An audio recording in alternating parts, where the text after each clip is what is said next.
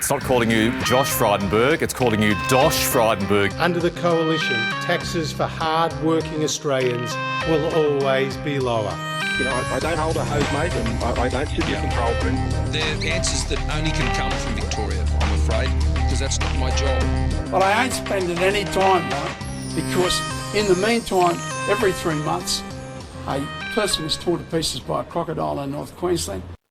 Well, g'day, listeners, and welcome once again to the Two Jacks. It's episode 71, where we take a look at all matters Australian politics and media before moving on and having a good look around what's going on in the rest of the world.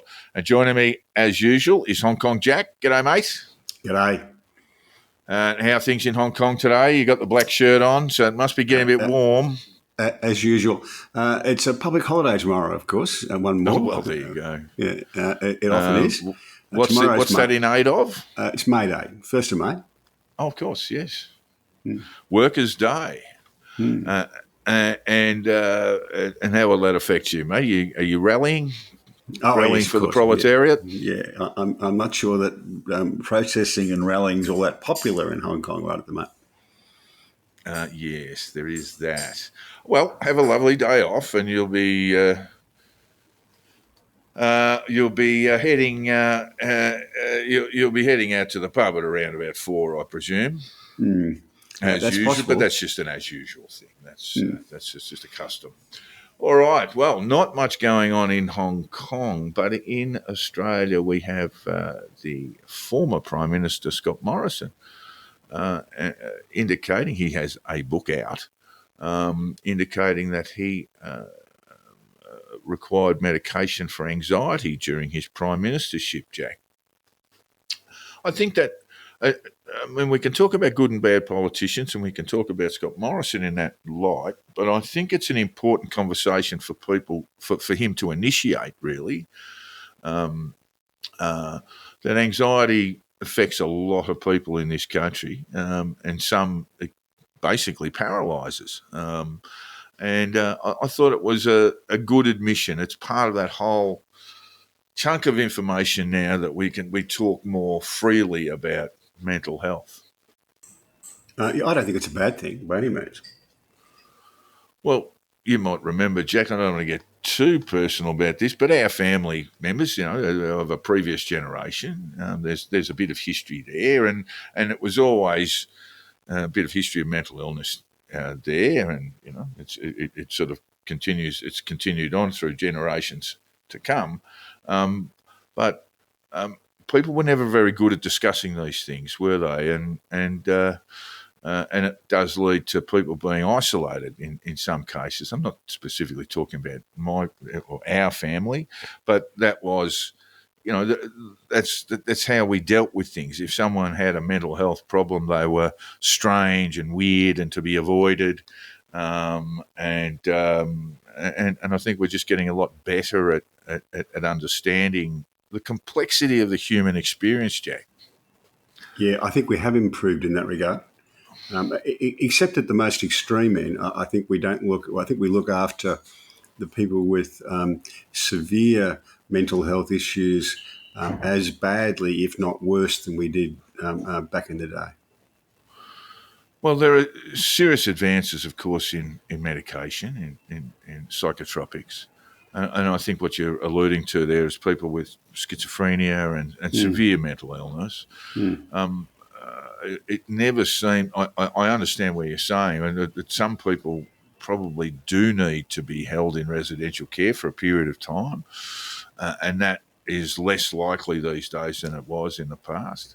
But you've also got these sort of ghastly sort of institutions that were never really in the business of helping people, but they were just sort of keeping people away from the rest of society. Yeah, and you're right. This has struck all branches of my family, our family, and mine too. Absolutely, not ashamed of that, and me too. So anxiety is a terrible, terrible thing. It can be paralysing. It can certainly be crippling. There's no doubt about that. Yeah. Look, I think it's a fine thing that Morrison has made that public. It has led to the usual social media nonsense about that. It doesn't make me think any more fondly of him as a Prime Minister, but nor does it make me think he's a bad person. Yeah, that's how I feel about it too. There's some very good op-eds written in the Australian and another very good one in the Sydney Morning Herald. It helps. It helps to understand that a person who has reached the office of Prime Minister and has suffered some issues with mental health because of the stresses of that job and perhaps some other causes, that a person in that lofty position speaks about his experience of mental illness. It tends to help other people say, gee, I've had that too, or I feel a bit that way as well. And those people, the answer is, don't be ashamed, go and see your GP. The GP is the gatekeeper to all of the system, the public health system. And if you are experiencing some problems, go and get some help. We do have a lot of campaigns around mental health, particularly, there are issues around men seeking mental health solutions or treatments, and we talk about sort of being a mate and having a conversation with them. Well, the conversation is really worthwhile, but it should end with, please go and see your GP. One thing we have to remember about this is that when you become Prime Minister, you get access to a nice big BMW with a Commonwealth 001 number plate, and you get access to a plane. But what you don't get is immunity from all the usual travails of life, including mental health issues. But it's important to talk to your mates about this. That's number one. But yes, you probably do need to get to the GP. I think we're getting better at it, Jack, but there's a long way to go. Look, the take-home message is you are not alone. Communicate, be upfront about these issues with close friends, with people that you feel you can trust, and then go and see your GP and see how you get on there. And if you don't like your GP, find another one, Jack. Yeah, and just to put it succinctly, you're not being a sook if you're struggling. Yeah, that's right. We all do. We all do from time to time. There's another bit of an imbroglio, Jack. This is in regard to what should have been a fairly sort of positive, strong appearance from the Prime Minister. Anthony Albanese turned up at a rally that was organised around the country. He turned up in the one in Perth, rallying about domestic and family violence, which is another significant issue that we have in this country, and we need to do more about it.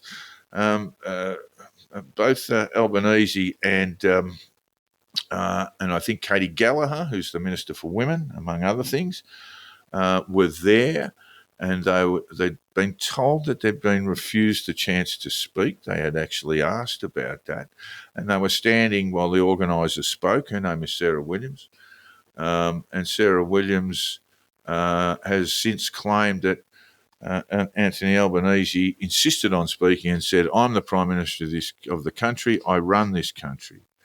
Now, we've since looked at film, and we've been able to determine that he did say, "I'm the prime." Well, he was asked about this but he said, "Look, if I can speak, I am the Prime Minister," which is a different thing than saying I run the country.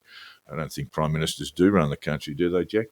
But it's a bit of an imbroglio and a really bad thing. He's trying to de-escalate it. I think you saw the Natalie Barr grilling Anthony Albanese on Channel 7 this morning. Was that yesterday morning? Was that Sunrise? I do apologise. Sunrise, I think it's called. It wasn't Albo's best day. I would just say this. when Natalie Barr, who seems a very nice woman, is belting you all. I've met her. She's actually very lovely. Yeah.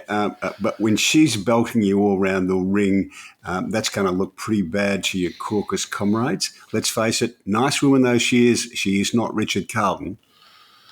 No, but then I think by this stage the Prime Minister had determined that he was going to de-escalate that. And when he was asked about, did you say, I'm the Prime Minister, I run the country, he said he didn't say yes or no, but and that was not an attempt to deny what he was saying, obviously, but I think that was an attempt to de-escalate. And he realises he's on very, very, very, very uneven ground at the moment. Whatever he was trying to do, it didn't work. Didn't work. It looked bad.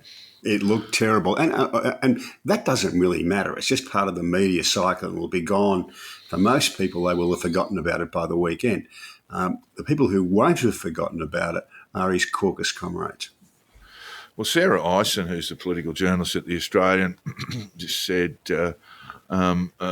Albanese's response was a deliberate choice in the Channel 7 Sunrise interview after he stumbled at the rally. And he said, she said of it, my opinion, that's Sarah Ison, my opinion is that his attempt is to try not to sound combative. The way that the Prime Minister spoke on Sunday, saying these accusations that he refused to speak were wrong and getting into a tit-for-tat defensive thing, I think didn't play well. I think that's a fair understatement from Sarah. So I think he didn't want to do this again with this sentence, I'm the Prime Minister, I run the country. He didn't want to do the same sort of response. So I think it's a de-escalation tactic, we just use that word, in trying not to engage in what could be another escalation of this sort of conflict and try to keep it pretty low key. So it's one of those situations, Jack, when you're on media and you're on a no, you're really not going to take a win. You've got to perhaps take a few licks and try not to get any more. I think that's kind of what Sarah's saying. Or not go on. Yeah, hopefully you try and put a stop to it. But what you don't want is to keep it rolling. You just knock back the invitations and let the media story run for 2 days and disappear. There you go. Bit of media advice there from Hong Kong Jack. Because what he did failed. I mean, he made the situation much, much worse. Yeah, you think? Okay. All right. Bondi Junction, the 20-year-old university student wrongly identified by the Seven Network as the Bondi Junction mass murderer has settled his legal dispute with the network for an undisclosed sum, Jack. 6 or 7 figures. It'll be chunky. It'll be a large amount of money. I mean, how much do you want for people telling me you've gone and murdered half a dozen people or whatever it was? Yes, you and I know certain people who have been categorically defamed, who have sort of sat in their offices on Monday and dared to dream about what they can get. The only really safe defamation actions to bring are misidentification actions, because they always settle pretty quickly. Yeah, that's what we were talking about there. There's a noted example that you can tell the story of another time, perhaps. This is really shabby journalism, and well, firstly, the police had not come forward to identify the offender. So they jumped the gun. And I don't know what look, there'd been a lot of social media entries, including our good friend Aussie Cossack, who'd mentioned Benjamin Cohen as the incorrectly misidentified him as the offender. But how Channel 7 could have gone through a check, it would have entailed a fair bit of journalistic work. If they were going to jump the gun ahead of the police, you would have to be 100% sure, wouldn't you, Jack? You'd start by picking up the phone, the old-fashioned bit of journalism. Pick up the phone and speak possibly to Mr. Cohen's father. There are a number of avenues there. Mr. Cohen's father is a rather high-profile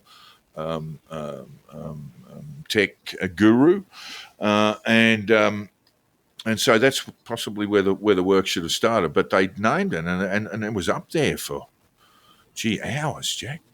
So what happens in the case of a negotiation like that? Well, it's a question of how much.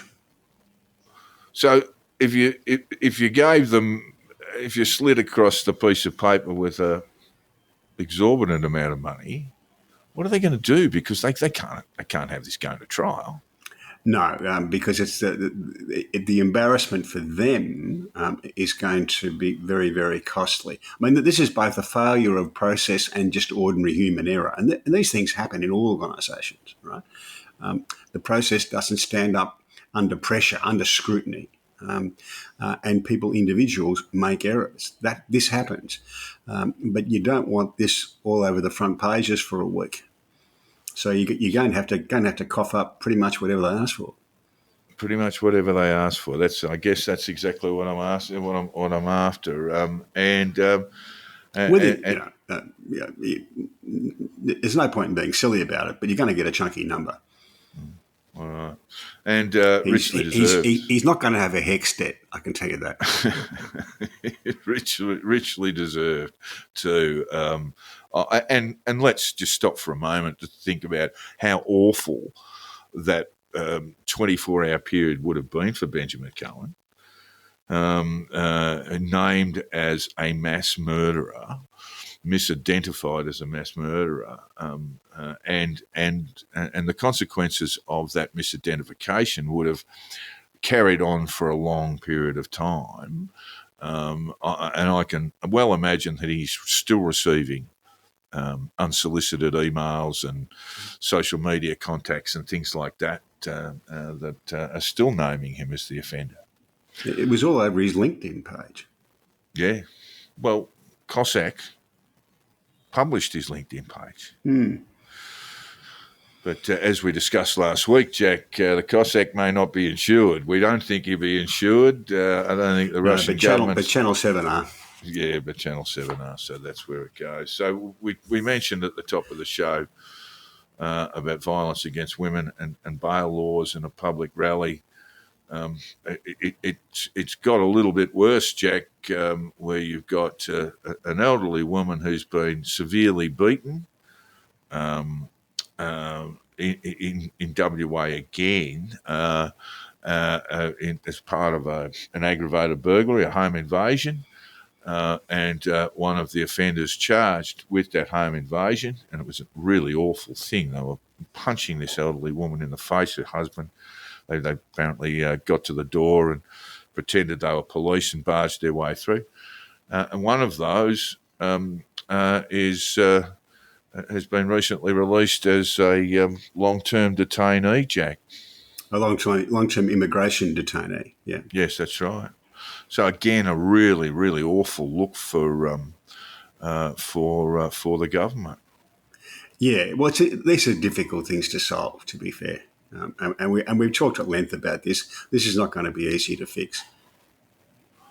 Yes, they do have some legislation on, but surely now there is a real sense of urgency around this, Jack. Yes, there will be an attempt to fix it quickly, but I just don't know that's going to work. It's going to have to be worked through bit by bit, even down to individual by individual. Okay. The case that interested me was the one from central west New South Wales, where a person was released on bail, having been charged, I think, with assault on a woman. And after having been released on bail, he went and killed the person. Right? And the question was then raised, well, how on earth was he released on bail? And apparently, as far as I can tell, the bail release was done by a court clerk rather than a magistrate, because and this is a Dubbo local court. Yeah. So a clerk of the court, in a place like Dubbo, they'd have sitting magistrates, wouldn't they, Jack? There wouldn't be travellers. You would think that's the case. I don't know how spread out the magistrates are these days.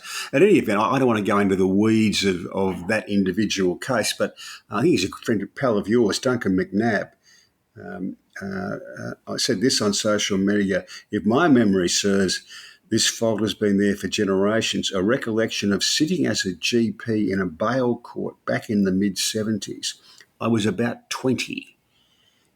It's an issue that should have been addressed years ago. I just got to say, the idea that a 20-year-old public servant from the court system would be sitting as a bail JP, that needs to be fixed if it's still going on.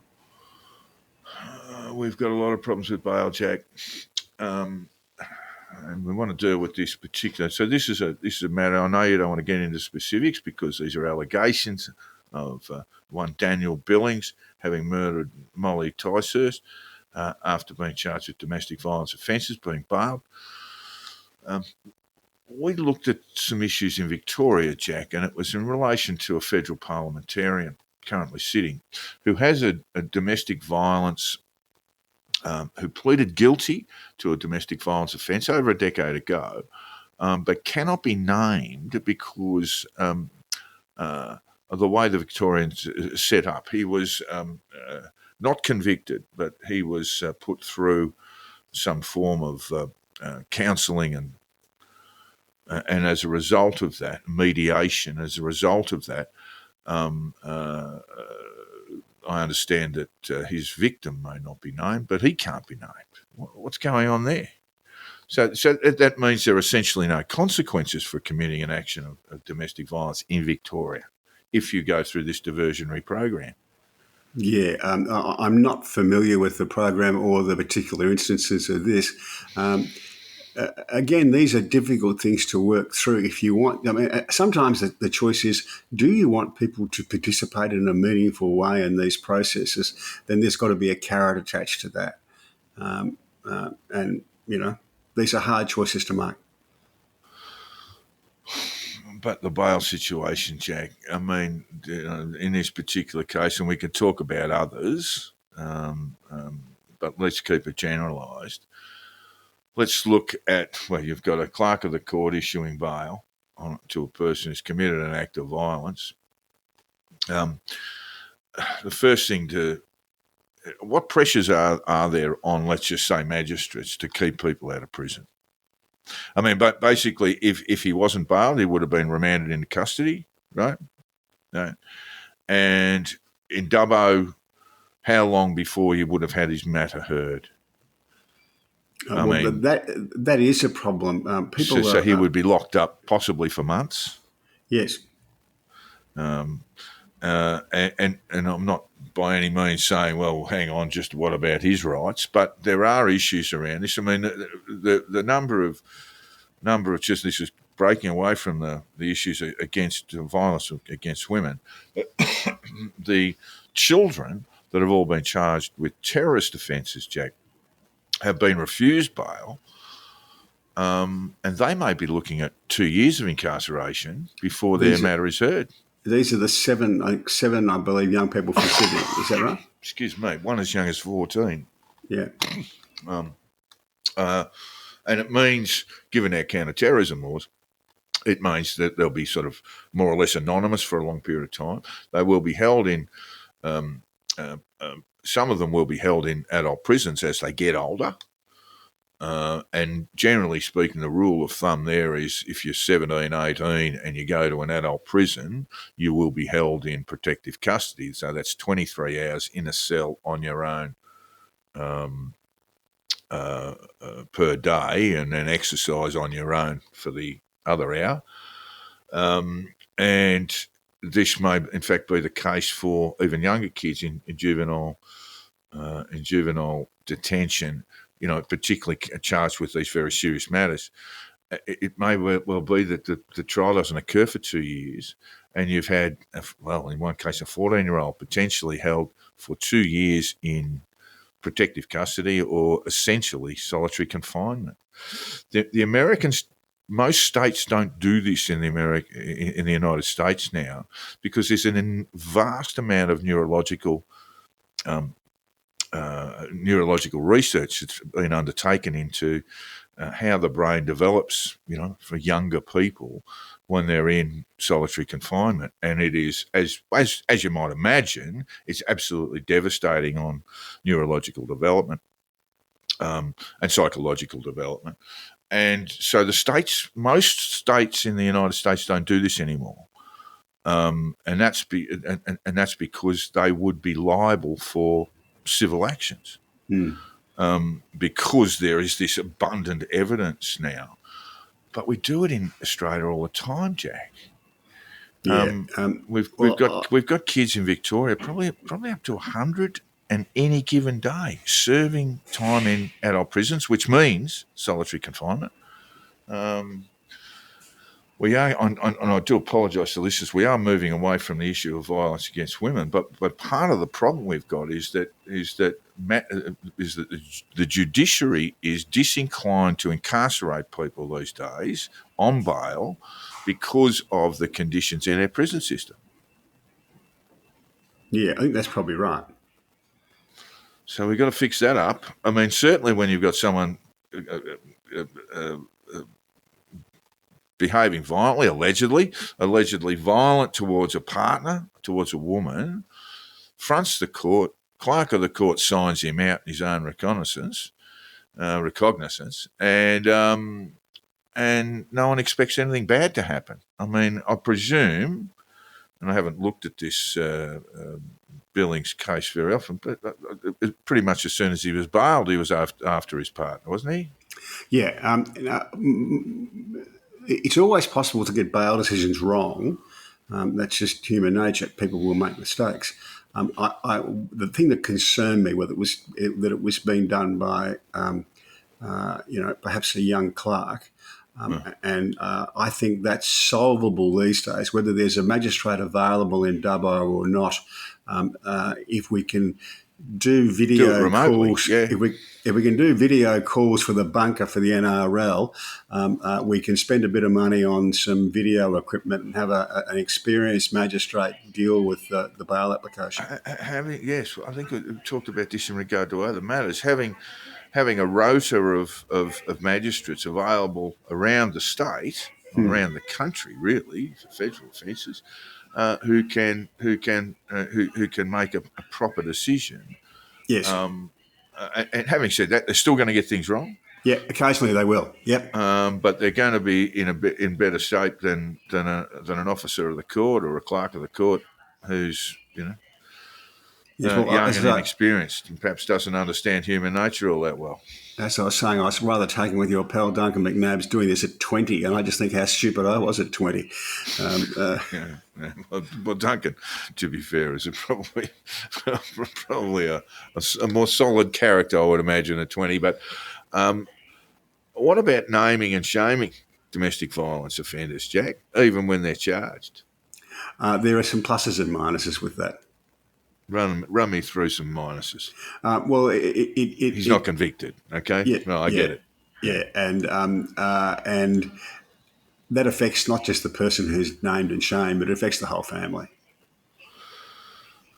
Well, there's got to be something there, Jack. And when we get to the issues I mentioned before of this federal parliamentarian, sitting for federal parliamentarian, who cannot be named, then I just find that utterly ridiculous. Yeah, Victoria is the home of the suppression order these days. There's a hell of a lot of stuff that's on suppression orders, and I haven't gone into a deep dive on any of them in particular, but when they are sort of growing like Topsy as they are, you kind of wonder whether they've lost the plot a little bit.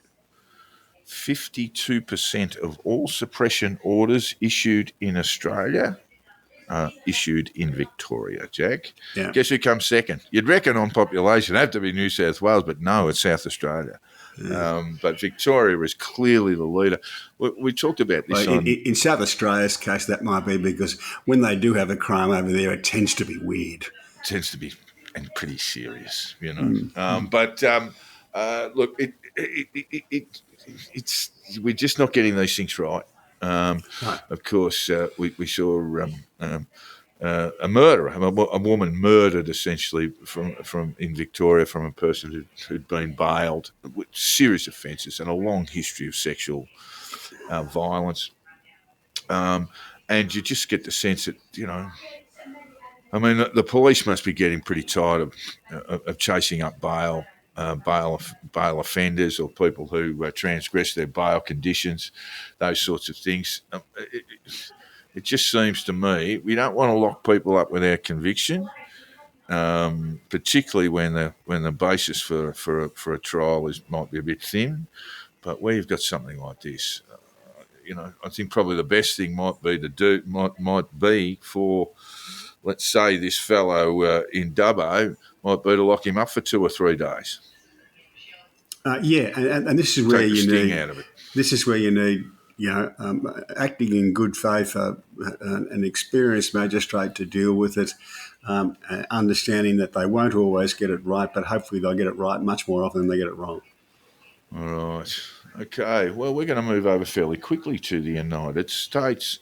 There have been a lot of pro-Palestinian protests in the US academic system in their universities. I got to tell you straight off, Jack. Whenever I see a story about a university, I tend to sort of avert my eyes. Not because I don't want to be informed. It's just because the behaviour on campuses these days is so weird and difficult to comprehend. I mean, it's difficult to comprehend, I think, if you see it as a kind of a political question. As you know, we had a whole year of protests here, a couple of years really, had 2 goes at it. And one thing that struck me was just how much fun it was for some of the young people to be involved in this. I think that's a big motivator. I wanted to be an activist when I went to university, Jack. And then I met the Spartacists and... well, that would have cured you. And then I decided I'd go and play pool and pinball for a while. So look, why are the college protesters wearing masks? Obviously, they are choosing not to be identified. And they can get up to all sorts of... Look, firstly, nothing wrong with protest, right? Nothing wrong with it whatsoever. And if you're angry about something or other and you want to get involved in a rally, go for your life. But what's the problem here, Jack? What are the issues here besides? Could I share with you something that a good mate of mine here from Hong Kong said during the time in the protests when the young people were all camped out in the main roads down in between Admiralty and Central here with their little pup tents, all that sort of stuff. Right? He said, look, you're a Hong Kong kid. You're probably a bit plain and spotty. You're not getting much action. You live at home with mum and dad and you're 23 and there's nowhere else to go much. And why not go down and join in the protest and live in a tent? You've got somewhere of your own to sleep and you might get lucky. And he says that's always a powerful motivator for people. And I think a fair bit of the college protests fall in that category. People are there often because they want to feel involved with something. They get to do kindergarten level chanting, which makes them feel good about being part of something. Well, yeah, that's right. And you see them interviewed all the time, and they're asked questions about, well, what's happening in Gaza, etc. But they know nothing. The level of ignorance is staggering and an embarrassment to the institutions from which they come. I don't think we're looking at anything new here, Jack. I mean, no, we're back not. In your day, you were out probably. What are we doing? Vietnam? What are we doing? Or would have been. I'm not quite that old. Yeah.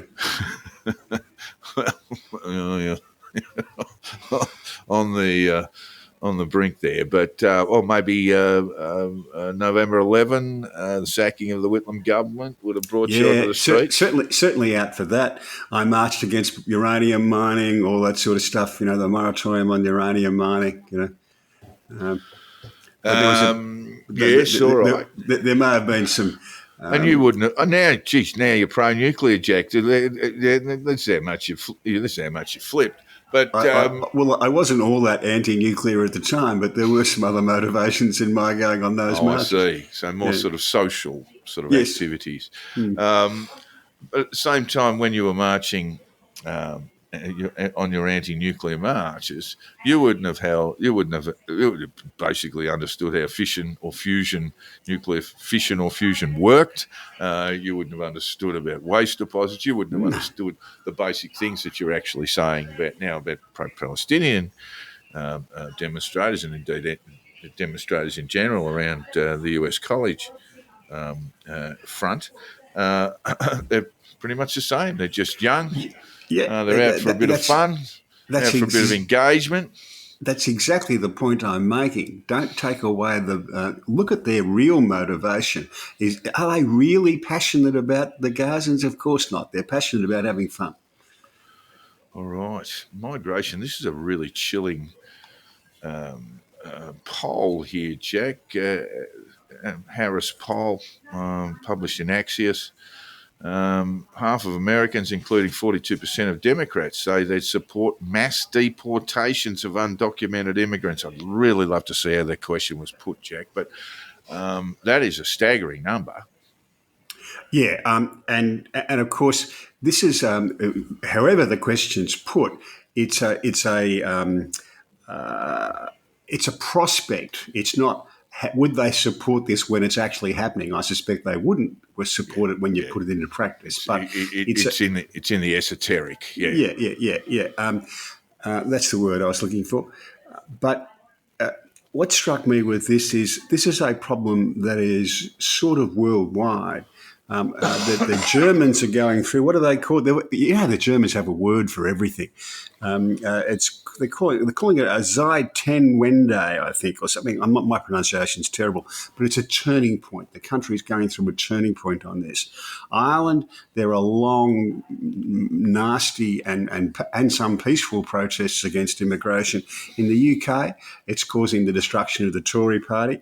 Even in Scandinavia, the elites who run the Scandinavian countries are recalibrating their attitude because there's a backlash against immigration and a problem with their social welfare state. So all around the world, this is a problem. The Axios vibe checks that amid a record number of border crossings, nearly 2/3 of Americans said illegal immigration is a real crisis, not a politically driven media narrative. The numbers are very significant in terms of, shall we say, undocumented arrivals across the Rio Grande. The numbers are very, very large. But I still find it very hard to understand how someone in New Hampshire can get very upset about these things, Jack. If you're living in Texas, New Mexico, Arizona, California, I might understand it. They are upset about it. It's a problem in New York and Chicago and Denver because both the Republican governors from down south and the federal government are shifting people up to those cities. And what you've got, essentially, is people fleeing appalling conditions. So most of the arrivals across the Rio Grande are not Mexicans, they're Central Americans. You mentioned that there are other people coming through that way as well. You mentioned that there were Chinese groups, and you sent me a link that sort of showed that there were Chinese expats trying to get into the United States across the Rio Grande.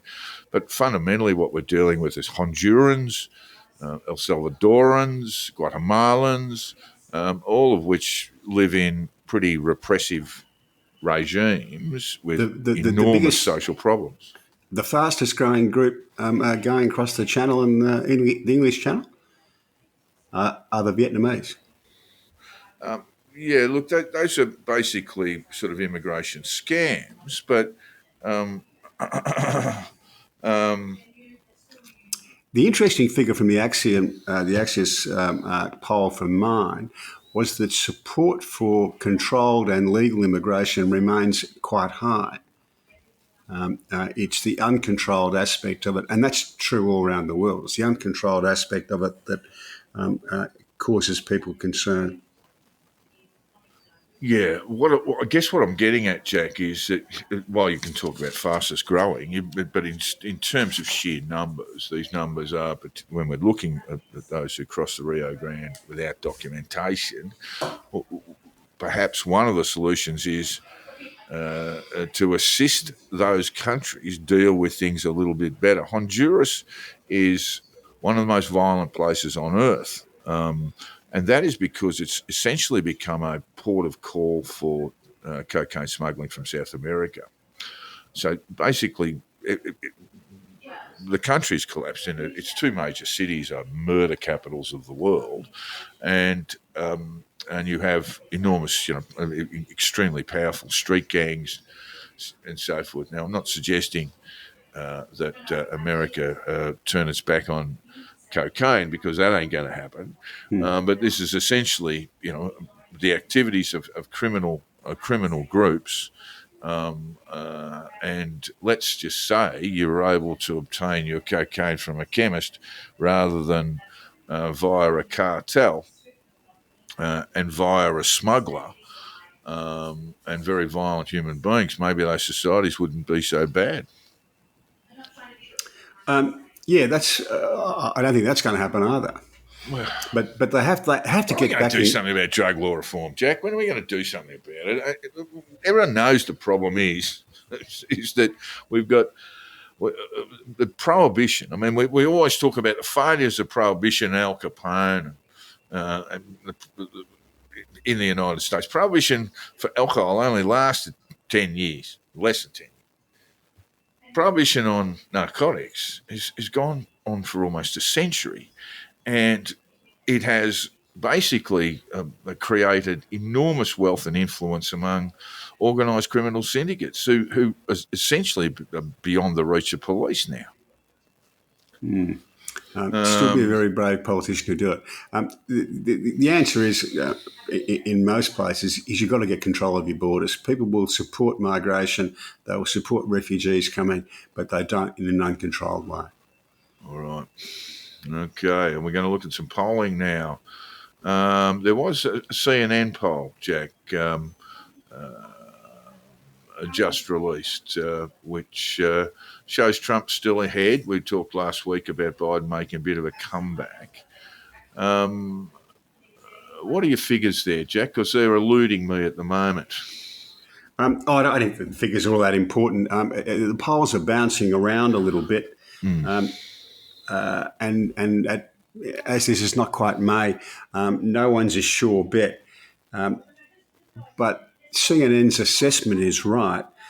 Trump is doing better than now. On the last day of April in 2024 than he did at any stage in 2016 and 2020. And the figures are bad enough that really ought to put the Democrats on notice that they're going to have to pull something out of the hat. They're going to have to go a lot better now than they're going to win. Can I ask you a question? I'll take you back. 1988, US presidential election year, George Herbert Bush and Michael Dukakis. You want to have a guess? Want to have a stab at how far Dukakis was ahead? A fair way. Yeah, it's a fair way in front. He was 18 points in front. Yeah. And that was in May, and that continued until July. And I just looked at this, and he was just sort of 17 points in front. That obviously Dukakis lost that election. Bush won the popular vote, and I think more than 400 electoral college votes. So what I'm saying is these things are not set in stone. They all talk about September surprises, those sorts of things. There will be more to come that will sharpen American minds around who's going to be their next president. At this stage, I think what we're seeing is an expression of discontent with the Biden administration. And well, you could certainly say that he's the most unpopular president since polling, most unpopular sitting president since polling started. Yeah, yes, that's probably true. what I'm saying is that these things are extremely volatile, and what actually suited Trump in 2016, not in 2020, but in 2016, was that he was on the rise. So he was starting from a low point. And so that explains why he, basically was up against Hillary, who was lazy and thoughtless about how she was going to run her campaign. She was also bogged down with a few scandals. But what we've seen historically, I went looking for something bigger or around that sort of amount, but 1988 was kind of the high watermark in terms of the loser being almost 20 points in front 5 months out before the vote. So this is going to move around. I don't know that the trial will do much to change hearts and minds. It's probably the only indictments that Trump will face before the next election. I don't think it's going to change too many minds. Yeah, no, I would just say this. A Democrat friend put it to me this way yesterday. If the Democrats think they're going to be able to sleepwalk their way back into the presidency, they're kidding themselves. Yeah, I think that's absolutely right. I think what they need to do, I mean, and we'll have the usual suspects there. I've seen Biden. You would have seen him address the press association dinner. Jack, you would have seen that. I thought he was quite good. We've also heard stories about Trump falling asleep and farting himself awake in court cases. Now, I think what Americans are looking at is, particularly if you're a young voter, I've got a choice between an 80-year-old and a 77-year-old. You know, I think a 76 is about to turn 77. Those are my choices, and I think there should be a fair amount of discontent about that. No? No, I think that's right. What's this, the Soviet Politburo in the 1970s? You got to be 85 to get a gig? You know, I mean, that's kind of where we are now. There's no sense of renewal or breaths of fresh air. It would have been better for America if there were two new candidates. I've said that for over a year. I totally agree. Well, we do have Bobby Kennedy Jr. Who's not that much younger. Yeah, he's not. He tries to. He wears a polo shirts. He tries to look a bit younger, but I think he's turned 70, or if he hasn't turned 70 already. He's a bit older than me, so he's not young. Yeah, he's. I noticed on 538, he's getting about 10%, and it's still a bit confusing to tell on basically where that vote is coming from. It sort of seems to vary from state to state, but overall it seems to be varies from poll to poll. I might add that's bouncing around a bit. That 538, he's on 10.2, right, and that's been relatively stable. The where the votes are coming from. Look, it has been confusing. I think overall it's a bit inconsistent. To be kind, it's a bit inconsistent. Sorry, you go. You finish. To be kind, that's a bit inconsistent. It's all over the place as to where those votes are coming from. I think you can start to conclude, early days, I think you can start to conclude that it's probably going to cost Trump. And we've seen this because Trump had a swipe at him when he hasn't, for the first time last week, called Kennedy a wasted vote, which is absolutely right, and called him a Democrat plant. And Bobby Kennedy, to his credit, responded by saying that by describing Trump's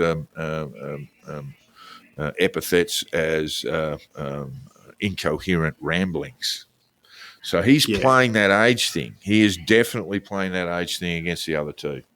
Yeah, well, the real clear politics thing, the average thing, I've had a look at that. And the CNN report that we were talking about before, that gave Trump a better result when it was against all comers than the straight Trump-Biden one. But I don't think anyone's producing anything reliable on that test just yet. But look, it's probably fair to say that polling at this stage is not reliable on the outcome of the US presidency. And just delving back into a history, 36 years ago. It shows you how things can change so quickly. Over to Israel, Jack, and the Egyptians have Trump won't be photographed wearing a helmet and poking his head out of a tank like Dukakis was, of course.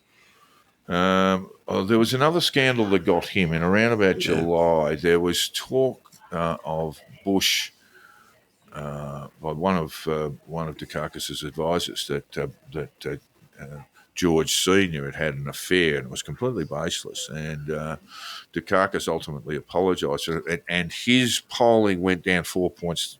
This is July 18, because I just looked at this. July 18, a week later, his polling went down 4 points, and it just kept going down. And there was a problem with his attitude to a bail application that was granted, which takes us back full circle. Yeah, it just sort of disintegrated. I mean, as I said, George Senior won over 400 electoral college votes and won the popular vote 54, 46. Yeah. The difference between 88 and now, in a sense, was really that we actually know, all Americans know who Biden and Trump are. Dukakis, they didn't really know who he was, and the more they saw of him, the less they liked. Yeah, that's the other thing, that these two figures that are running for the presidency are so well known. I mean, when you get to recognition rates, they're basically total.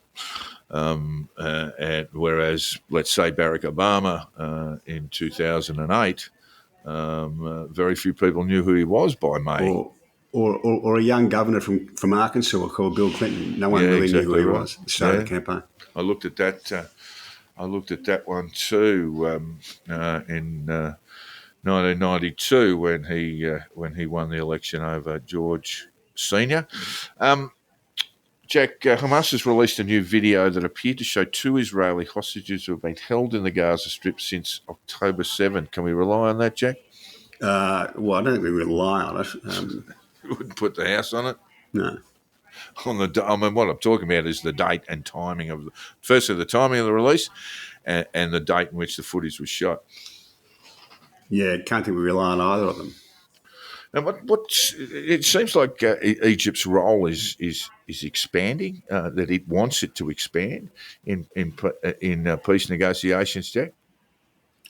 Yes, we've been saying all along that if you want to look at what's happening there, watch what Israel's Arab neighbours are doing. NPR is reporting that Hamas says it's examining the latest Israeli suggestions for a ceasefire in Gaza 7 months into the conflict that has claimed tens of thousands of lives, and that Israeli leaders have said could soon intensify further if a deal between the two sides is not reached. A senior Hamas official told NPR, now I would love in the reporting here, Jack, to hear where that senior Hamas official is. Is that senior Hamas official in Gaza or in Qatar? Or in Ankara or Istanbul or or Beirut. Yeah. But you know what I mean. Are they in Gaza or are they not in Gaza? So if they're not in Gaza, it would be reasonable to assume that they perhaps don't have the best interests of the Palestinian people in Gaza in their hearts, that they are playing more and more propaganda games. So I wish that, it's just a comment, I just wish that NPR, which is a very fine news organisation, actually said, now obviously this Hamas official didn't want to be named, but he at least should be placed, he should be located. A senior Hamas official spoke from Qatar, telling NPR that. You see what I mean? Yeah. Not helpful, guys, not helpful. Anyway, an Egyptian delegation left Israel on Friday after holding discussions over the possibility of a multi-phase and lengthy Gaza ceasefire. The Egyptians are not happy about the prospect of Israel moving into sort of full-scale military engagement into Rafah. And that would explain why there is a split in the Israeli cabinet. There's credible reporting this morning that there's a bit of a split in the Israeli cabinet as to whether to move into Rafah. Whether to move in, or whether the Israelis. Yeah. And as I said all along, watch what Israel's Arab neighbours are doing, because they will be keen to keep them more or less on side. A major US concern shared by its international partners is that the Israeli military will launch a full-scale assault on Rafah, where more than 1 million Palestinians have sought shelter. We talked about motivations, Jack, but this would not be well received around the world, I'm going to say. I don't think the Israelis for the simple care, reason that the care much. Israelis, the IDF and the Israeli government said to the Palestinians, go to Rafah because it's a safe place. Yeah, I don't think the Israelis They care said much that what the rest of the world in thinks. They October care last year. they care what their Arab neighbours think. Okay. All right. Over to the United Kingdom, Jack. Paying for restaurant reservation. Ticket touts move in. Would you give a sling for a booking? This is a bit of a Sydney problem too, mate. All around the world, if you go to a sporting event, the people who are flogging tickets outside, they've all got Cockney accents. I don't know why that happens. But Great scalpers. Yeah, it's in the blood. This is a problem for restaurateurs and for restaurant patrons, of course. It's becoming an issue in Sydney now. I refuse to book at a restaurant that it considers, that it requires a deposit to be paid. You generally find if you're just booking for 2, it doesn't happen. But if you've got a booking for 4 or 6 or 8 or 10, they'll require a deposit just in the case of a no-show. And I understand that would be a significant problem for the restaurateur. Do you ever have to pay, put some money down before you go into a restaurant in Hong Kong, Jack? Anything if you got any kind of large numbers, that's pretty standard now, and I've got no objection to that at all. If I've organised dinner for 10 people, and they want a credit card payment up front, that's fine. But the idea of paying a ticket tout just to get a restaurant booking, I don't think I could do that. Yeah, that's more of a London issue, isn't it? I must say, I have had a look because I expect to be in England in August. I have had a look at some of the charges at Lord's, Jack. England will play Sri Lanka in, I think, the second test. In late August, and had a look at the corporate. The lowest level is £600 a day. Yeah, and not just the corporates. The ordinary tickets are expensive as well. Yeah, they are. And the simple fact of the matter is that I'm not likely to get one. And so, therefore, you do have to look at the sort of corporate rates. I also looked at the Hilton Hotel in Manchester, Jack, and it does seem like a lovely idea. The hotel overlooks the ground freely from the bowler's end, beautifully placed, and you can get a room in this lovely hotel with a balcony. For not very much money, all things considered, certainly not London money. But when there's and you could watch a county cricket game there and it won't cost you much at all. But if there's a test match on or a T20 or what do they call it, the 100 or anything like that, just forget about it. It's just thousands and thousands of dollars. Well, that's why when you look around the crowds at a test match in England, you don't see any kids. It is part of the problem. This is why, and we're veering into sport a bit here, but this is why they promote the 100 competition, because they say it engages kids. It engages kids at 8, 9, 10 years old who then want to go and explore and find out more about the game and participate themselves. So this is why, a county cricket gets shoved aside when the 100 plays, because they believe the ECCB reckon it's the best way to get young people involved.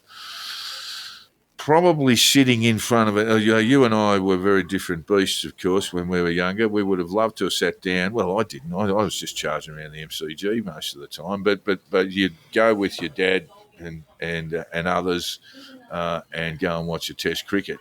There are so many other things to do nowadays that I think a lot of kids won't sit down and watch a game of Test cricket. That may or may not be a pretty slow, drawn-out thing. I mean, there's always tension and great turnarounds and comebacks in Test cricket, but they're not always perceivable when you're a young kid. I don't think it's just ticket pricing. I think it's the product itself is not so much tuned to young people, and that's Test cricket. But meanwhile, in London, Jack, knife crime has gone through the roof. 14,620 knife offences this year in London. So how do you stop that? I don't know. They've got a real policing problem in London. Yeah, that's police. the problem. Police have lost the faith of. London's the home of Sir Robert Peel and his idea that the police force, which all our modern police forces are more or less based on, the police force could only fulfil their role while they had the consent of the population, and they seem to have lost that. I'll tell you how you fix it, Jack. I mean, if you want just the bare bones on it, you look at hotspots where offences have occurred.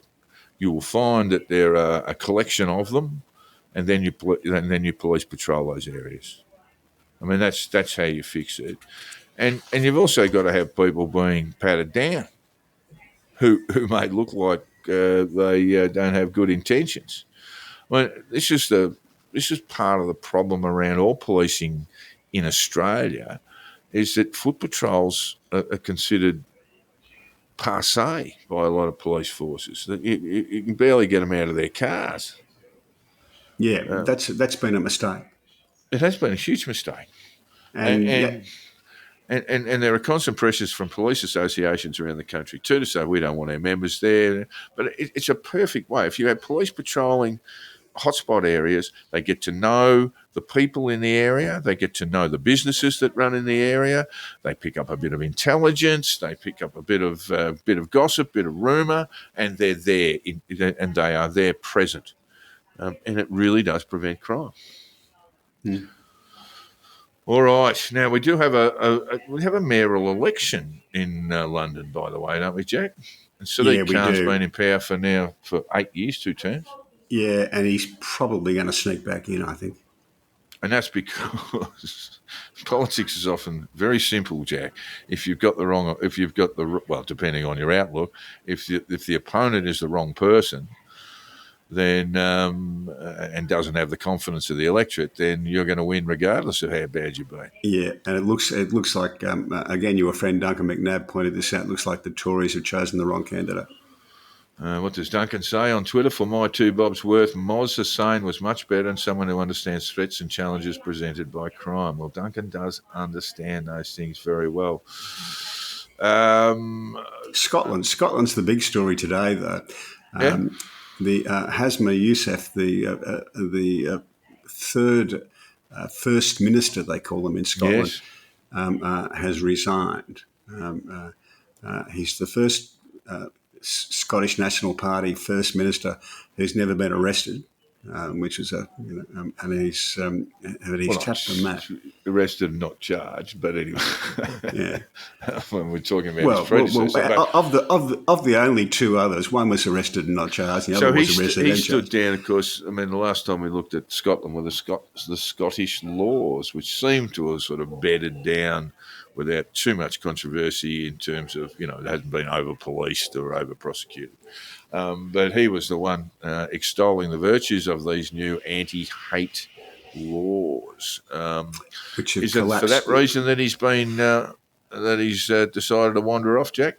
Well, he was running lines that appealed to his Green partners in the Bute House Agreement, it was called. Bute House is the home of the First Minister. And he ended that Bute House Agreement by last week, which meant that the two Green MPs lost their spot as in the cabinet, and he thought he'd be able to get away with that and govern without the Greens' support, but it seems that's not going to happen. He's had to resign. He's a very odd fellow. He's I think from Pakistani background, but born in Glasgow. Went to an expensive private school, University of Glasgow, and has worked as a political advisor. That's all he's ever done, right? Political advisor or a media advisor.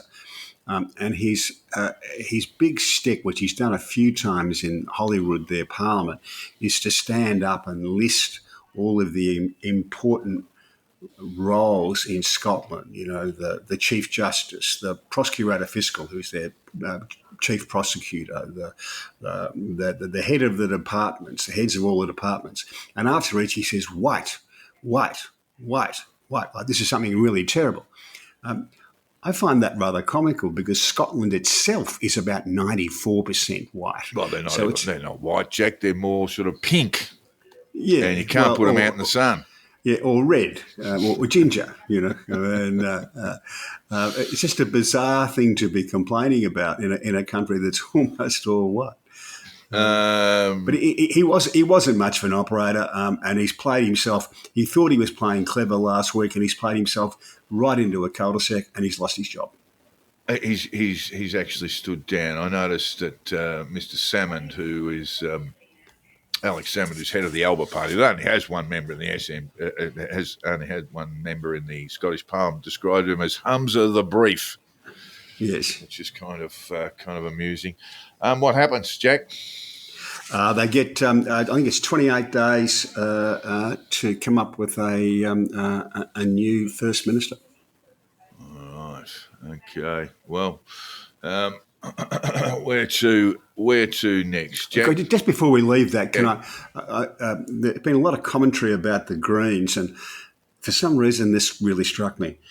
They're talking about the two Green ministers who lost their job.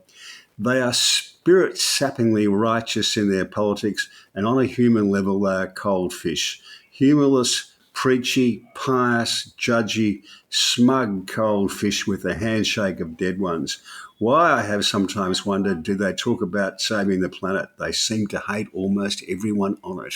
Ooh. And I read that as a description of the Greens and thought, Oh, you're not going to cast that across some of the wonderful people in the Australian Greens, I hope, Jack. Oh, of course not. That would be improper of me to do that. It would be improper and awful sort of stereotyping. So we couldn't possibly say that, but it is a bit of a stinger. There's no doubt about that. This is really a bit of a story. Meanwhile, in Ireland, Jack, and we're talking about the Republic here, the government will introduce primary legislation to deal with the large number of international protection applicants arriving into the state through the border with Northern Ireland. So what we've got, Jack, is have we got people coming as far away from Africa and the Middle East, traversing Europe, getting into England, getting to Northern Ireland, and then crossing the border. Is that the way in? Yes, 80% of the immigration arrivals in Ireland now are coming across the Northern Irish border. Right. Okay. And so, Mr. Harris, who's the Prime Minister, Harris agreed there were open or porous borders with the North and a common travel area between Ireland and Britain. Of course, a porous border is actually part of the Good Friday Agreement, Jack. It is. So you can't do much about that. So the Irish want to be able to send them back to the UK. Yeah. The UK want to be able to send people back to France but can't. And the UK are trying to send people to Rwanda. Meanwhile, and they can't because their high court has said. Let's be kind and say they haven't yet. Ursula von der Leyen, the president of the European Commission, her European People's Party, it's the largest party in the European Parliament, its manifesto calls for sending asylum seekers from Europe to safe third countries, very much like the Rwanda Agreement. We were talking about this earlier, but yes, there is a kind of continent-wide backlash against the uncontrolled migration. Just a bit of a sign of that. The Republic, the Irish Republic era, has received over 100,000 Ukrainian refugees, and they are all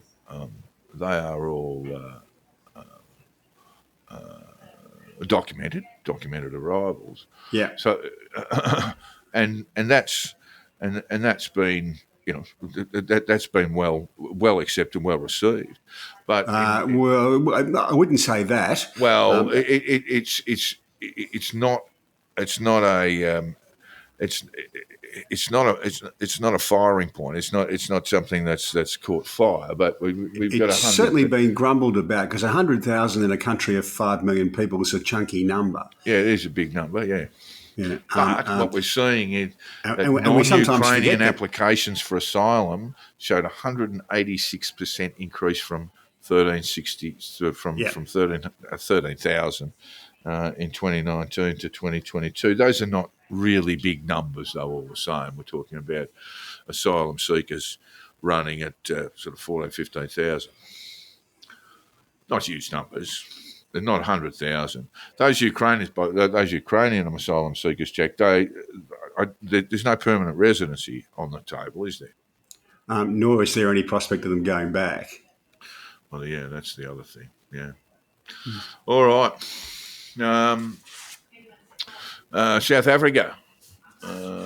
South Africa marked 30 years since the end of apartheid and the birth of its democracy, with a ceremony in the capital that included a 21-gun salute and the waving of the country's multicoloured flag. Any sense of our celebration of the momentous anniversary is, however, set against a growing discontent with the current government, due for an election later this year, Jack. It may well be the ANC's grip loosens on the country. Yeah, it's. I put this in because it kind of shocked me that it was 30 years ago, and I was thinking back to 30 years ago, 1994. I remember being in London and the brand new South African flags were flying all up and down the mall and all over the place because Nelson Mandela was coming to do a state visit to the UK. And it's almost impossible to remember, in a sense, just how positive the world was about the new South Africa and how much expectation there was that it would be a success. Well, I'll take you back a little bit further, Jack. And when we started looking at, the release of Mandela was it 91, 92? Something like that, yeah. There was a real sense of a tinderbox. So before all of this, what I thought was extraordinary was that South Africa was able to resolve its apartheid history without very much bloodshed at all. And it was, in a sense, a bit of a miracle because for a long time there, I thought the country was just going to explode into violence. You had if you remember, the AWB, the fascist organisation, ready to roll, militarised. And in the end, almost by sheer force of will from Mandela, and with the just trying to think of a former national prime minister of the country, president of the country, I should say, they got through it. So there was a real sense of optimism, and yes, those days of optimism in South Africa are probably over substantially. But I'd also add that when you looked at this from about 1990 onwards, it looked like the whole place was going to go up. But yeah, it's not been a great 30 years. Well, I think they had a good 10, and then it's probably been the next 20 that haven't been flash. I think that's the way I well, put it's the problem when you get a one-party state. It is and it isn't, but by definition, it's not a one-party state. I mean, other parties have representation in the parliament, but in the way that it works, rubber on the road, yeah, it's a one-party state. And what needs to happen, really, for a bit of cleansing to go on there, some proper public administration to go on there, is for those minor parties, other parties, to reach to get more support. But yeah, what are your thoughts about the election? What do you think is going to happen there? Well, you'd hope that the ANC doesn't win an outright Yeah, that's majority. a hope. But I'm going to come out and say I don't think much will change. I don't think much will change. That's because of the ANC's sort of deeply based support or deeply rooted support in African communities in South Africa. And we'll see how it goes. When is their election? I think July, isn't it? Yeah, something like that. Okay, over to sport. What do you got there? Chicago Bears. We never touched the baseball. A young fellow, well, a mid-20s fellow from Haileybury College in Melbourne. Didn't play much AFL. He lost interest in it after he was about 14 or 15. He was drafted by the Chicago Bears this week. He has been playing college football at Iowa. And he is an absolute hero at Iowa. So much so thinking baseball. Sorry, yes, okay. So he's a punter.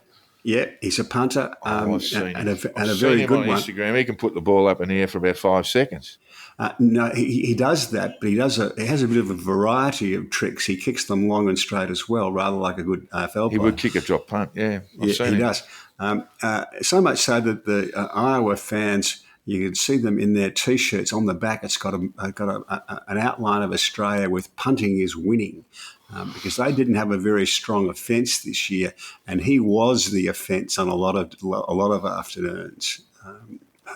But Good on that man. Yeah, look. but he's a nice fella. He does an interview very well. He tests the American understanding of irony quite well. The other day he was being asked about going to play their great rivals, Iowa State, and who play at the Jack Bryce Stadium. And he said, "What's it like there?" He says, "I like the Jack Bryce Stadium." He says, "It just shows you that the Iowa State fans, they're very reasonable. There's no 8-year-olds leaning over the fence giving you the rude finger. It's all very nicely." And you could see the journos in the circle looking at him until one of them started to smile, and then he cracked and had a bit of a chuckle. And they all joined in, but they were a bit taken aback. They weren't used to that Melbourne sense of humour. Very, very nice. But good luck to him. Look, they're quite. Look, I don't watch American football a lot. But I think there are at least 2 Australians in the punters, not excluding the young Melburnian, but there are a couple there, and that's because they grew up playing AFL and learn to kick torps and all that sort of stuff.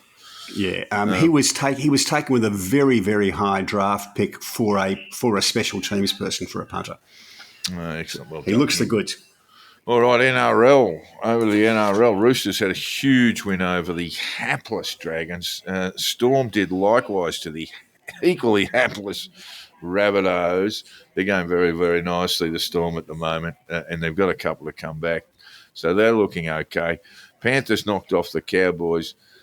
Perhaps they didn't travel all that well. They only won by a little bit. And the Sharkies, who are going very well on top of the ladder, they have beaten the Raiders 40-0, and I had to ask what happened to Ricky Stewart in the press conference afterwards. He would have been, but apparently he was all very calm. All very calm, and other times he either comes out and just rips into his team, just bags them terribly in just almost the most abusive terms, or goes the refs. He's a cranky fella. He does go hard. So the Dolphins have had a little bit of a loss there too at home, which has affected how they're going. Been quite a lot of injuries, sort of ACLs and so forth in the rugby league this year. We do have we have the Sharks and Storm 1-2, Panthers 3, Seagulls having a very good season. currently fourth. Broncos finding their way back into a bit of form there too. Dolphins just dropping off after a very good start. And the Roosters are on the move. But there's some good sides out of there. I'm talking about Ricky Stewart. If the Raiders don't make the 8, they'll never move on him. That's the thing. I think they fears being abused by Ricky Stewart, because I reckon they're one of the most underperforming sides in the NRL at the moment. Yeah, no one wants to have the conversation, I suspect. It's just that no one wants to have the conversation. Exactly right.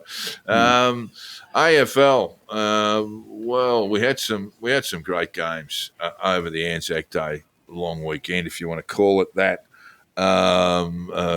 Collingwood Essendon draw, just like the very first Anzac Day game the two teams played at the G. That was an excellent spectacle. The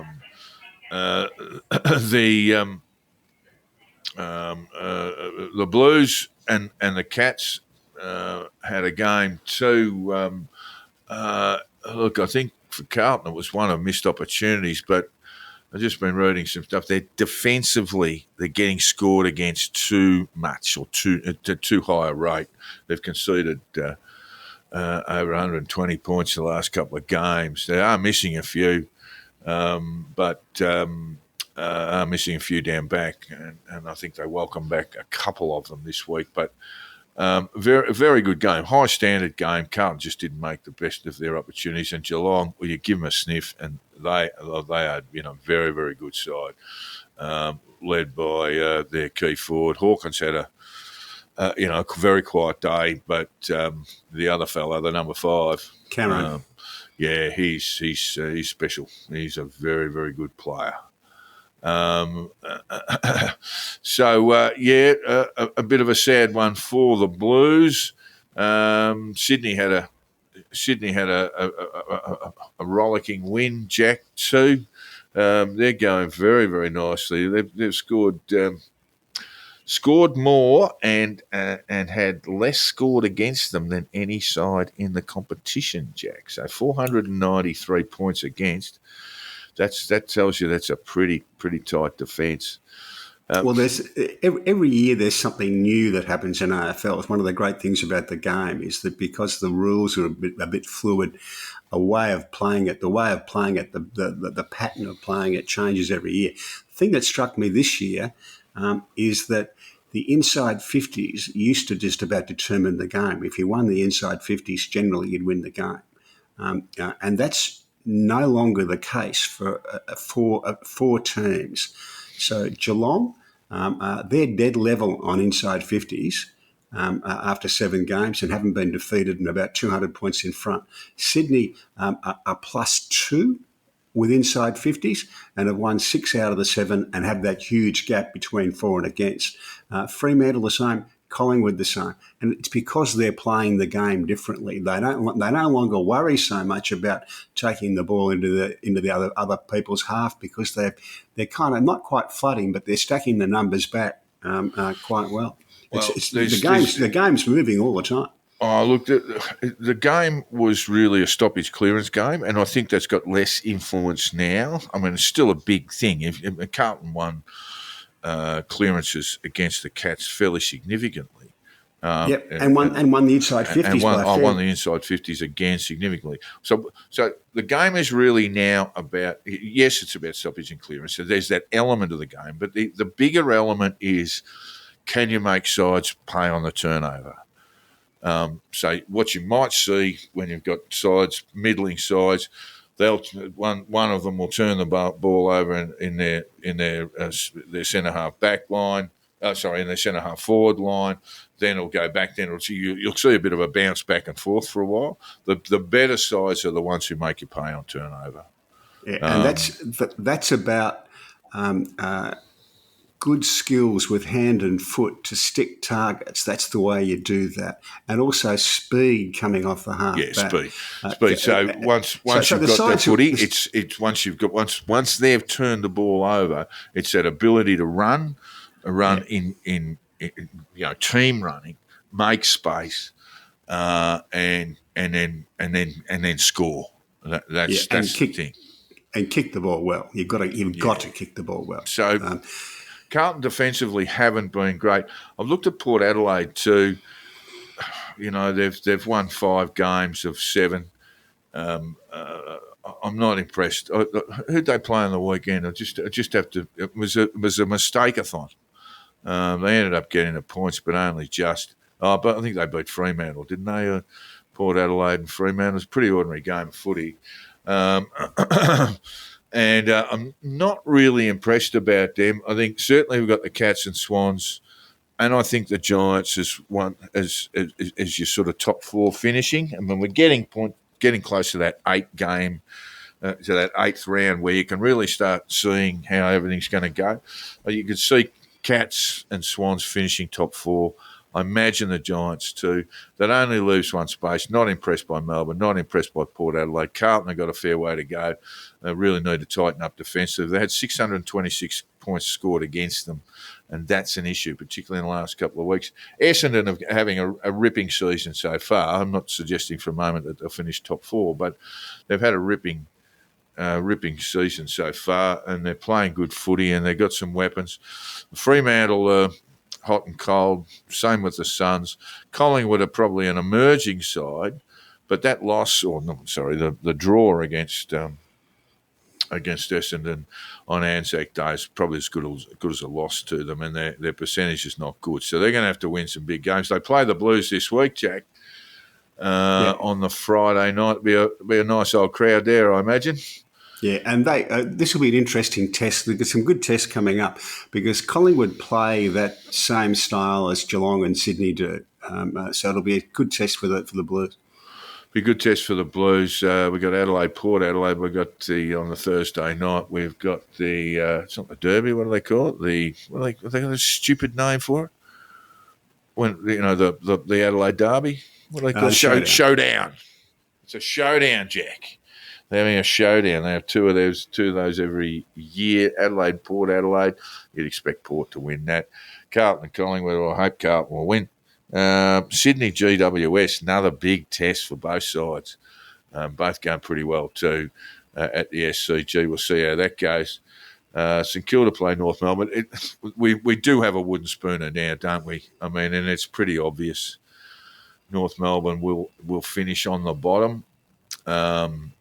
And you got to look to the fixture now to see how many times your side plays North Melbourne. If it's 2, you're going, you beauty. And it's a bit sad. I know they're not that far off, but and they've got to persist with what they've got.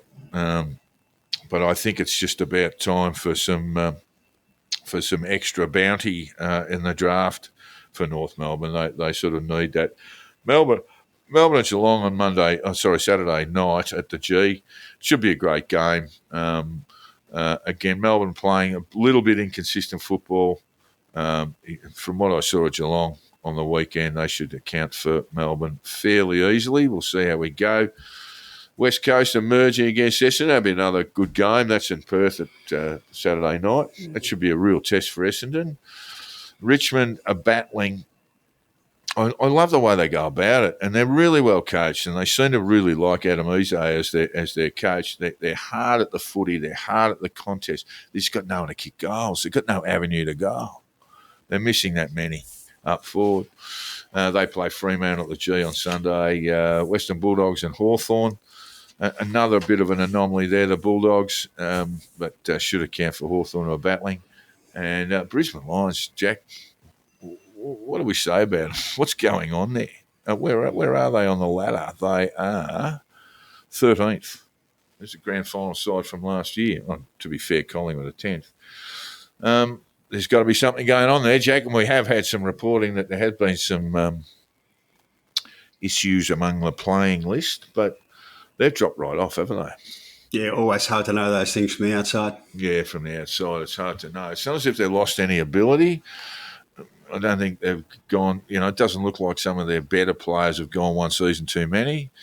It's a bit of a baffler, but they play, another derby, the Southeastern Queensland Derby. Have they got a name for that yet? Have they got a name? We've got Sydney Giants. That's the Battle of the Bridge. Do we have one for the Brisbane Lions and Gold Coast FC? Don't know. I bet they do. But it just hasn't really caught on. So that is where we are with the AFL. I love this. While we're on sport, if you're a racing fan, if you ever get a chance, go down to Warrnambool for the Warrnambool Carnival. It's on this week. It's the best fun you'll have. Over the jumps, you animal. You get the Peter. We'll have the Peter crowd just writing letters now. I mean, how long is the big one? The whatever it is, the Warrnambool Cup or whatever it's called. It's run over about 5 kilometres, isn't it? Something like that. Yeah, yeah. Tremendously good fun. It's a great week. Yeah, I know a lot of people from down that way, and they do love that particular. They do like that festival, but yes, it's not for everyone, Jack. Right? It's watching horses go around a 5 kilometre run, and they might start with 12 or 14, but they don't finish with that many. This is a wonderful line from Clive James to take us out, Jack, and I'll let you read it. Yeah, Sydney has never been a suitable place for sustained solemnity. I can remember how in my childhood the local population would manage to say solemn for the first half of Anzac Day, and then the joy of life once again took over. Yeah, it the is late, quite great true. Clive James. Yeah, and what a beautiful, beautiful writer he was. Yeah, it's absolutely quite true. My rejoinder to Clive would be, Good Friday just sucked the heart out of us, didn't it? I mean, basically you couldn't do anything on Good Friday. Anzac Day, up for the dawn service if that's what you want to do. Lots of applause for servicemen and Australian servicemen and women now and in the past. And then by midday, yes, you beauty. Everything was open again. But Good Friday, it really sucked the life out of us. All right, well, that takes us out. It does. Of the Two Jacks, episode 71. We hope you've enjoyed it. We didn't put any readers' stuff in. We did get a little bit, but not as much. And Ray, keep trying. Don't give up. We're loving your work, and we are reading it, but some of it we just can't put to air. But anyway, we do encourage everybody to drop us a line. In fact, we might just very quickly just go to my Colin Plowman, Jack. You want to answer this question without notice?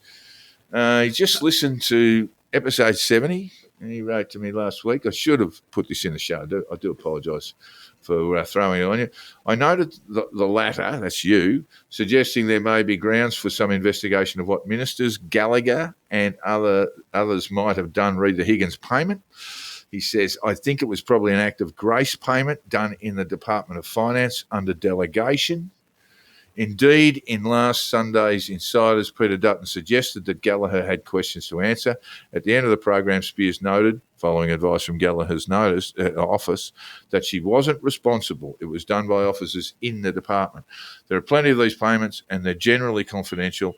If it hadn't been a defamation case, we wouldn't have known any details. Unlikely to be any investigation or requirement to pay back, one would think. Check out next estimates to see what happens. And one document on X has been the initial request to finance in late 2021. Given the payment was approved in December 2022, or so I understand, it doesn't seem a quick process. That's in response to your comments of last week, Jack. You want to reply? I don't think the money will be paid back. I do think it was a quick process. I've sat across the table from the Commonwealth on many, many occasions. Well, he's saying 2 years. He's saying 2 years. Well, 2 years from the time that the letter was sent. They hadn't even issued proceedings. Yeah. Well, that's I've never sat across the Commonwealth and got a settlement without proceedings being issued. That's very unusual.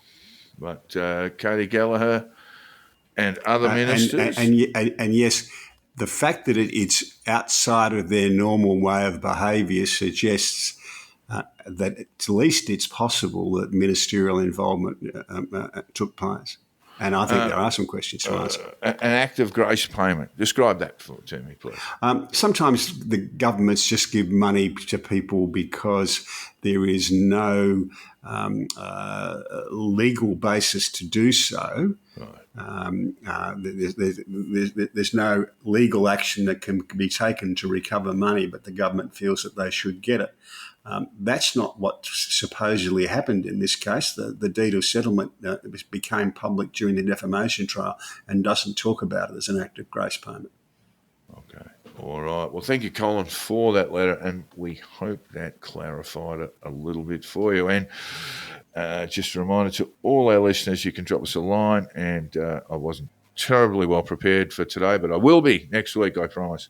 If you want to drop us a line, you can hit me up on Jack the Insider on X. DMs are always open, and you can get hold of Hong Kong Jack on your Substack, Jack. Give it to me. HongKongJack.substack.com. There you go. All right, listeners, thank you very much for being with us once again, and we'll speak to you next week on episode 72. See ya.